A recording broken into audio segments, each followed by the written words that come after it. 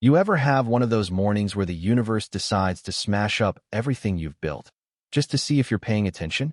That was me, standing barefoot on the dock at 5:43 a.m., coffee still hot in my hand, while an excavator's claw punched straight through the mahogany deck of my yacht. Splinters of Brazilian hardwood rained down into the water, and with every crunch, 3 years of undercover work unraveled right in front of me, all under the satisfied, icy gaze of Marisol Devo, president of the Waterfront Estates HOA. Yeah, that happened.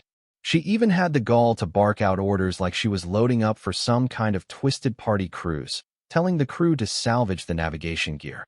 Said the brass was worth its weight in gold. Thing is, Marisol thought she was just putting some arrogant boat owner in his place. She didn't know the boat she was tearing to pieces belonged to a federal harbor master. She didn't know the guy she'd slapped with $11,200 in fake fines was watching her empire implode, counting down the minutes until federal agents would be all over this marina. That was me, Thaddeus Blackstone, by the way. And that yacht? Not just my pride and joy. It was a floating command center for one of the longest, most complicated stings I've ever run. But let me back up a sec, because stories like this never start where you think they do. See, about a month before, I was sitting in the cabin of the Siren's Call, my 65-foot Hatteras, surrounded by classified Coast Guard reports and encrypted radios humming like angry bees. This yacht, the one Marisol would soon claim was an aesthetic nuisance, had been seized from a cartel 3 years ago, retrofit with enough surveillance tech to make James Bond blush. My cover? A retired tech guy, just another loner who liked his privacy, paid cash at auction. The truth? I was there to untangle a network of drug routes, money laundering, and, yeah, you guessed it, one very ambitious HOA.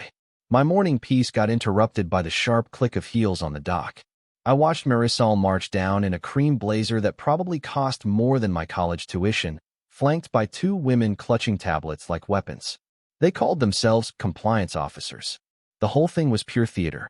She slapped a laminated notice in my hand, loaded with enough bureaucratic nonsense to give you a migraine. Maritime aesthetic standards, failure to register with her HOA, incorrect mooring configuration, and my personal favorite, vessel color scheme not approved by the Architectural Review Board. My boat was white with blue trim. If that's a crime, so is owning a refrigerator. She wanted money, $11, $200, or she'd have my boat impounded and demolished to recover costs. And the scam wasn't subtle. Fake fines, made-up rules, and a promise that if I didn't pay, they'd just take the yacht and sell it off anyway. I played along, because I needed to see just how deep this went. The marina regulars noticed, too. Dale, the old fisherman 3 slips down, sidled over and muttered, "You're not the first." Boats just vanish, then show up months later, painted and running party cruises. One of his buddies, Fletcher, had his Catalina demolished and swore he'd spotted it out on the water just last week, now moonlighting as a booze cruise. I turned the Siren's Call into my own surveillance nest, night vision cameras, recorders, everything. Over the next month, I watched as Marisol's HOA rolled out fake violations, jacked up fines, and funneled demolished boats to her husband's shell company, which then converted them into floating casinos, skipping out to international waters for high-stakes poker and untaxed liquor runs. She wasn't just harassing boaters. She was running a criminal operation, and her tentacles reached deep. Local cops? Her brother-in-law. Fake attorneys. Paid-off marina employees. It was a racket, and I knew I'd need irrefutable proof. So, yeah, I poked the bear. Added flags, rod holders, even blasted some Bach during her quiet hours. The fines stacked up like bad lottery tickets. Each notice came hand-delivered by Veronica, her favorite compliance officer, who once pulled me aside and whispered, "Marisol always wins. Don't be stupid." But something in her eyes said she wasn't totally on board with the scheme. Little did I know, she was playing her own long game. That's where Fletcher came in, the former FBI agent whose boat had disappeared. We met at a rundown diner, and he handed over a thumb drive loaded with 6 months of evidence, financial trails, forgeries, audio of Marisol plotting with her crew, photos of boats prepped for illegal cruises. But local law? Too cozy with the HOA. Been waiting for someone with federal jurisdiction, Fletcher told me. I knew what had to happen. I had to let them take my yacht. On camera, in front of witnesses, with every detail documented. If you're thinking that's a hell of a risk, you're not wrong. But sometimes you gotta give up the queen to catch the king.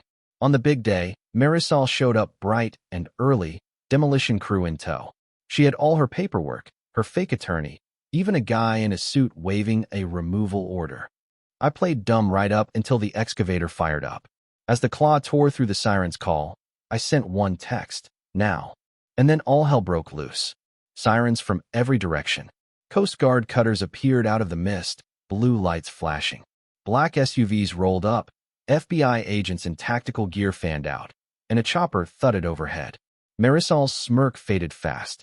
Veronica, turns out her real name was Victoria, and she was IRS, walked up, offered her wrists for cuffs, and told Marisol she'd been undercover for 18 months, documenting every tax dodge and dirty dollar. I finally pulled my own badge, Thaddeus Blackstone, Federal Harbor Master, and explained exactly who she'd just tangled with. Watching the color drain from her face was, well, let's just say I didn't feel bad about it. But the real twist?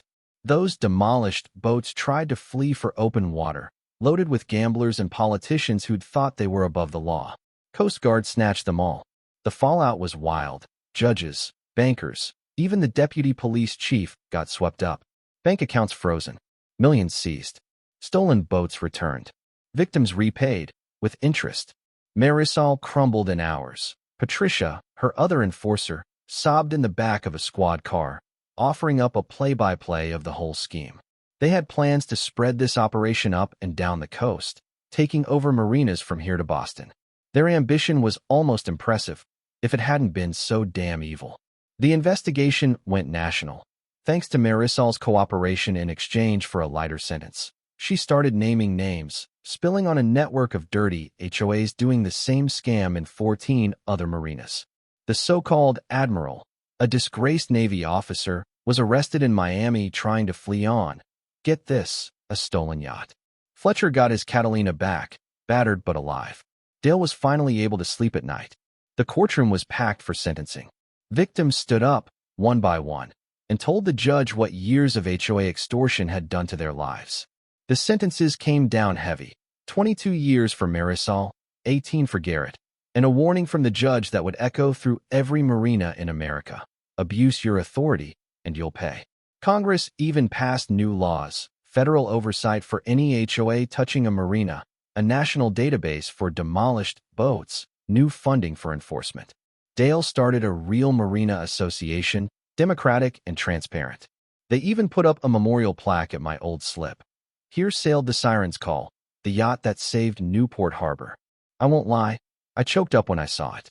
It's been 3 years since the dust settled.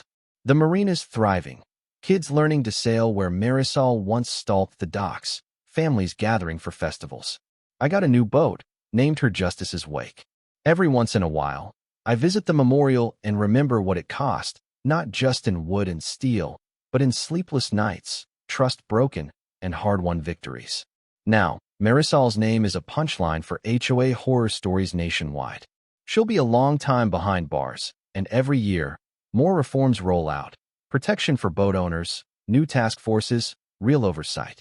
Fletcher wrote a book. The Weatherby twins doubled their charter business. Dale became the unofficial historian, telling this tale to every new face that walks the dock. Sometimes justice means sacrifice. Sometimes it means standing alone, trusting the right people, or letting your best asset go up in smoke just to bring down a bigger monster. But every time I see laughter echo across Newport Harbor, I know I'd make the same trade again. So, tell me, what would you have done? Played it safe, or taken the risk? Where's the line between order and overreach, between protection and power trip? Let me know what you think. Drop your story, your opinion, your outrage. Because in the end, freedom on the water, or anywhere, comes from people willing to stand up and say enough. And as long as I've got breath in my lungs and a badge on my chest, nobody's stealing that from this community again.